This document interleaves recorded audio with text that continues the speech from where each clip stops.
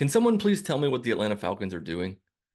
I really think that 28-3 might have broken something within this franchise. A touchdown and a title for the Patriots! I can't believe it! I cannot figure them out. They've been trying to figure out the quarterback position ever since the departure of Matt Ryan, but no luck yet. The Marcus Mariota, Desmond Ridder, Taylor Heineke experiment didn't work out, so they decided to make an investment in 35-year-old Kirk Cousins, and a pretty substantial investment in that. Shout out to Kirk Cousins' agent, by the way. That guy's some kind of wizard. Has anybody made more guaranteed money than Kirk Cousins over the last decade? I mean, hey, he's been a solid quarterback for many years, but he's 35 and he's coming off an Achilles injury. Hey, here's $100 million, Kirk. But nevertheless, the Falcons wanted to upgrade the quarterback position, which they did. So hats off to them. They got their guy, right? Now you just need to add players around him to make the team better, right? You're going to use the number 8 overall pick to make the team better, right? Well, The Atlanta Falcons have selected Michael Penix Jr. What? Why? I was so confused, as I think everybody else was who was watching this. It honestly might be the most stunning pick in NFL history. And that's saying a lot, because Sebastian Janikowski was drafted in the first round, a kicker. It's even more stunning than Darius Hayward-Bay going as a top 5 pick. Or there's a theme here. You realize these are all Raiders that I'm naming off, right? They've had some pretty bad picks over the years. We messed up. This makes no sense to me. You just gave Kirk Cousins $1 billion to be your quarterback for the next 3 years, and then you draft Michael Penix at number 8? Kirk Cousins said that he wants to retire in Atlanta. He threw out the first pitch at a Braves game, and then you go and draft the quarterback who's probably the most NFL ready of all of this draft class. I mean, Michael Penix is basically already a 12-year NFL vet at this point. He's like 37. He played college for, I think he started college back when I was in high school. The Falcons have a pretty good young offense. They have young receivers. They have Kyle Pitts. They could have used this number 8 pick maybe on like Brock Bowers. Could you imagine having those 2 tight ends on the field at the same time? Brings me back to Gronk and Aaron Hernandez.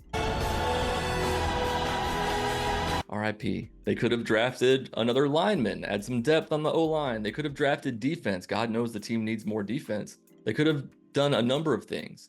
Instead, they drafted the quarterback of the future when the quarterback of the present hasn't taken a single snap for the team yet. Michael Penix is 24 years old. That means that if Kirk Cousins plays out his contract in Atlanta and then moves on and it becomes Michael Penix's team, he'll be 27 by the time he starts an NFL game. I mean, maybe Kirk Cousins needs to rehab his leg a little longer or something. Maybe he's not ready to go. But then you create an awkward situation of, do you start Penix if Cousins isn't ready at the beginning of the year? And then are there some fans who are like torn on who should be the starter? I mean, Kirk Cousins is going to be the starter. They gave him $1 billion. But like, why make this pick? Why put... I feel bad for Penix because he's not going to get a chance to start.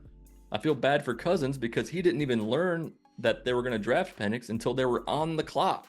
So it's like, did they really not believe in me that much that they're going to draft my replacement already? Michael Penix Jr. didn't decide to be drafted under these circumstances in the same way Kirk Cousins didn't decide to be drafted in the same way that he was drafted in DC just a couple of rounds later after the Commanders chose a quarterback 2nd overall.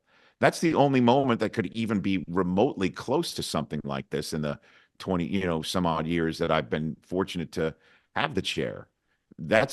Cousins has been involved in both. Why not get Kirk Cousins some more weapons or protection or defense?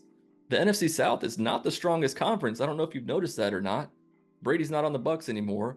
The Panthers are horrible. And then you got the Saints who are, I don't know, mediocre since the departure of Breeze. There are going to be Falcons fans who buy Michael Penix jerseys, and he might not ever play for that team. That's weird. People like RG3 and Emmanuel Acho are praising the pick, saying that, well, the Falcons have their quarterback of the present and they have their quarterback of the future now. I mean, I guess I get that, but it would be different if it were like if Matt Ryan were still there and it was like the last year of his contract, or if Kirk Cousins had been there for a couple years and this was the last year of his contract or something.